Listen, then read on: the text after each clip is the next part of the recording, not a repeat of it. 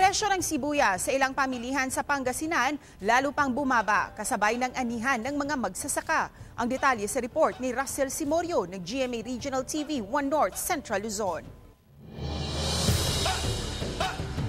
Sa pinakabagong datos ng Department of Agriculture Region 1, naitala ang 16 hanggang 41.18% na pagbaba sa presyo ng puti at pulang sibuyas sa rehiyon.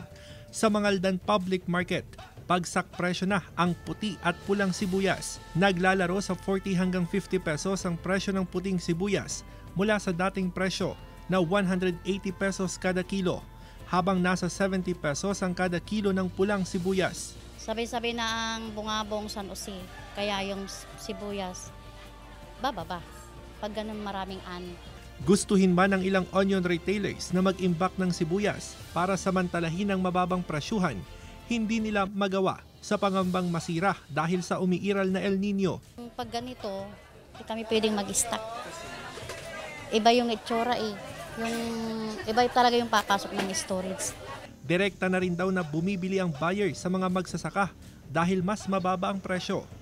Ayon sa Samahang Industriya ng Agrikultura o SINAG, nanggagaling ngayon sa Tarlac, Nueva Ecija at Pangasinan ang supply ng sibuyas sa bansa. Sa ngayon, yung pumupunta sa market, mas malaki pa rin compared sa nag-storage. Inaasahan namang bababa pa ang farm gate price ng sibuyas sa peak season ng anihan sa Marso at Abril.